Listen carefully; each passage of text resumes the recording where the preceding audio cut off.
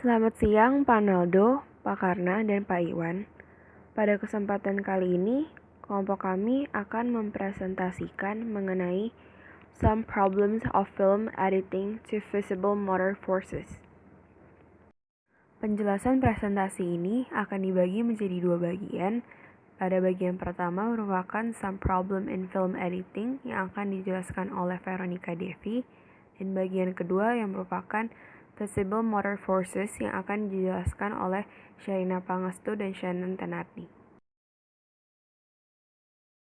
Some problems in editing. Objek visual sebenarnya tidak memiliki masalah dalam film editing. Tetapi yang bisa jadi masalah adalah karena objek tersebut teruslah bergerak. Contohnya seperti saat kita mengambil gambar sebuah benda yang diam, sama seperti mengambil gambar orang berjalan dengan ukuran dan bentuk yang tidak berubah. Di sini saya mengambil contoh dari film The Incredible, di mana si anak laki-lakinya itu sedang berlari. Dan di situ bisa terlihat kalau dia tuh agak susah buat di-identify karena larinya cepet banget, terus juga loncat-loncat kemana-mana. Nah, itu tuh bisa jadi masalah karena jika identitas objek tersebut tidak dikenali, kita tuh susah buat mengidentifikasikannya. Nah, editor film harus memastikan bahwa identitas suatu objek harus terlihat setiap pergantian scene. Editor juga harus memastikan bahwa setiap benda harus terlihat berbeda. Meskipun semua objek harus terlihat unity, tetapi penonton harus bisa membedakan perbedaan benda. Seperti gerakan stroboskopik, mengabaikan bentuk asal materi visual.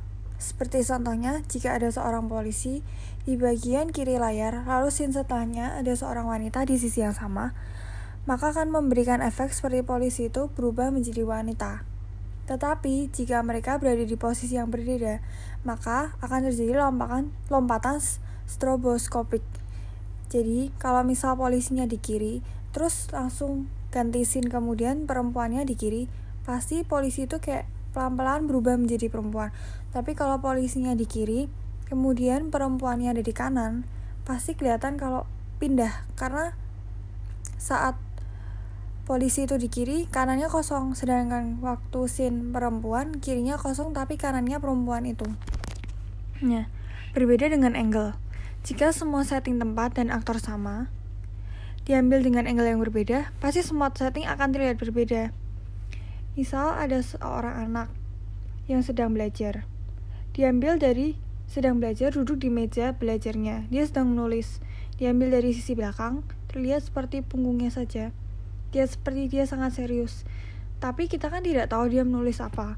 Kalau misal diganti angle-nya dari atas, kita bisa lihat sebenarnya dia tuh lagi nulis apa. Dia tuh sebenarnya bisa nggak belajar atau lagi gambar-gambar. Nah, acting dari setiap aktor juga mempengaruhi film. Jika aktor memiringkan kepalanya sedikit, maka akan menciptakan suasana yang berbeda. Jika aktor berjalan dari kiri ke kanan, lalu scene selanjutnya dari kanan ke kiri, maka akan terlihat bahwa scene ini tidak berkelanjutan. Kayak berlawanan gitu, jadi kiri kanan kanan kiri. Kalau berlanjutan kiri ke kanan kayak nyambung, kayak muter-muter terus.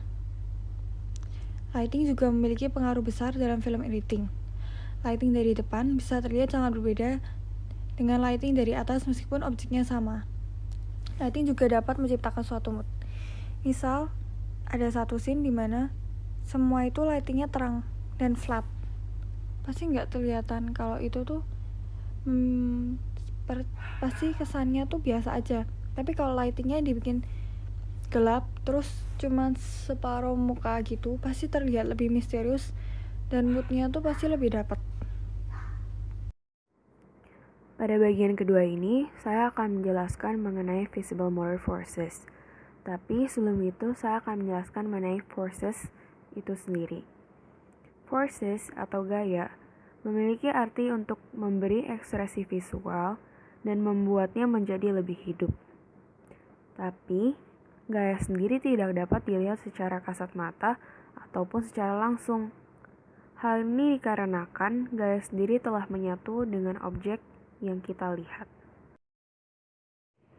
Selanjutnya, pada bagian visible motor forces dijelaskan juga mengenai active and dead quality of forces. Pada bagian ini, dijelaskan bahwa ketika kita melihat dari kejauhan, gerak dari sebuah mobil atau pesawat memiliki kesan kualitas gaya yang mati. Kualitas mati ini dikarenakan kedua kendaraan tersebut tidak menampilkan adanya sebuah impression dikendalikan oleh suatu energi. Beda halnya dengan sebuah mobil yang balapan, ataupun kuda yang gallop, di mana keduanya menampilkan gaya yang begitu aktif. Lalu, pada slide ini, terdapat example dari gaya aktif yang diterapkan di dalam dunia animasi. Pada bagian sebelah kiri, terdapat contoh gaya aktif horse galloping yang diterapkan di dalam film animasi berjudul Tangled. Dan pada bagian sebelah kanan, terdapat gaya aktif karakter bernama Turbo yang sedang racing di dalam film animasi berjudul Turbo. Pada bagian ini, dijelaskan mengenai expressive qualities of motion in human behavior. Bagian ini menjelaskan hubungan dengan sikap manusia, di mana kualitas ekspresif dari gerak berhubungan dengan apa yang kita kenali dengan artinya. Dapat dilihat pada bagian bawah slide ini, terdapat sebuah skema.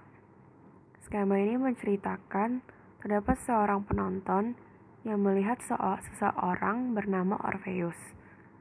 Orpheus ini sedang meremas tangannya.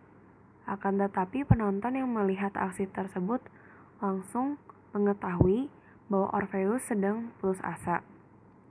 Penonton tersebut dapat mengetahui arti dari gestur tersebut merupakan gestur putus asa dikarenakan penonton tersebut mengetahui kisah Orpheus yang sedang kehilangan Eurydice, atau ia mengetahui bahwa orang-orang di sekitarnya pernah melakukan gestur hal yang sama, di mana hal tersebut mengartikan bahwa orang tersebut mengalami putus asa.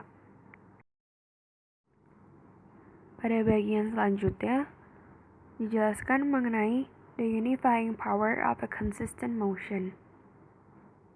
Dijelaskan bahwa gerakan yang konsisten memiliki kekuatan yang dapat membuat kita yang melihat objek yang bergerak itu tetap sama, walaupun bentuknya sendiri berubah. Di dalam skema di bawah, terdapat salah satu eksperimen Michaud, di mana ia menempatkan sebuah kotak pada bagian kiri.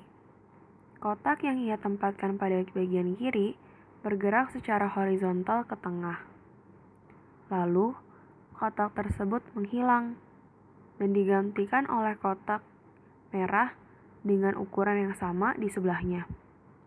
Kotak merah tersebut bergerak ke arah yang sama dengan kecepatan yang sama, sehingga dapat disimpulkan mengenai bahwa eksperimen ini dilihat oleh pengamat yang melihatnya sebagai satu objek yang memiliki kesatuan pergerakan, namun hanya berganti warnanya. Lalu, pada bagian ini, terdapat example dari the unifying power of a consistent motion di dalam penerapannya di dalam film animasi berjudul Kubo and the Two Strings. Contoh pertama, terdapat konsistensi kecepatan dari gerak monster ikan yang menghasilkan wujud baru ikan, di mana kita sebagai pengamat yang melihatnya terdapat adanya sebuah kesatuan pergerakan. Kemudian contoh kedua dapat dilihat dari perubahan konfeti menjadi koin, di mana keduanya ini memiliki kecepatan yang sama serta arah, sehingga terbentuknya gerak yang konsisten. Contoh ketiga merupakan dari bentuk anchor menjadi samurai. Hal ini menunjukkan juga adanya gerakan yang konsisten. Selanjutnya saya akan menjelaskan mengenai hubungan sebab akibat yang dikemukakan oleh Michaud melalui eksperimen-eksperimennya. Di antara gerakan yang kita lihat sebagai suatu kesatuan dan juga gerakan yang independen, kita bisa menemukan berbagai interaksi sebab akibat. Contoh yang pertama ialah apabila terdapat kotak B di tengah lapangan, kotak B ini ialah kotak yang berwarna merah dan juga kotak A yang terdapat di sebelah kirinya. Kemudian kotak A bergerak ke kotak B. Saat mereka bersentuhan, kotak A berhenti dan kotak B mulai bergerak. Maka dari itu, kita bisa melihat seakan-akan kotak A memberikan kotak B suatu dorongan. Lalu ada contoh yang kedua, di mana terdapat suatu kotak B, yaitu kotak yang berwarna merah, yang melaju cepat ke kanan. Akan tetapi, kotak A yang berwarna oranye lajunya lebih cepat sehingga bisa mengejar kotak B. Ketika mereka saling berbenturan, kotak B pun melambat dan melaju dalam kecepatan yang berkurang. Maka dari itu, kita melihat seakan-akan gaya melompat dari kotak yang berwarna oranye ke kotak B yang berwarna merah. Hubungan sebab akibat ini hanya dapat terjadi apabila kedua objek dapat kita bedakan dan tidak ada interval yang memutuskan kontinuitas gerakan mereka tersebut. Untuk contoh yang ketiga, ini menggambarkan situasi di mana kesatuan gerakannya kurang, akan tetapi masih dapat dibilang cukup. Contohnya ialah kotak A, kotak yang berwarna oranye, mengenai kotak B, kotak merah, yang sedang diam. Lalu kotak merah itu pun bergerak dengan kecepatan yang lebih dari kotak oranye. Maka dari itu akan memberi kesan bahwa kotak B atau kotak merah bergerak dengan kekuatannya sendiri, bukan dari energi kotak oranye. Atau bisa juga kita lihat seakan-akan saat kotak oranye itu datang, kotak merah pun lari ketakutan. Dan begitu pula sebaliknya. Maka dari itu, apabila objek bergerak dengan konstan, maka energi yang terlihat tidak mengesankan. Namun, apabila objek mula-mula diam sebelum kemudian bergerak ke objek lain, maka akan terlihat seperti objek sedang lepas landas.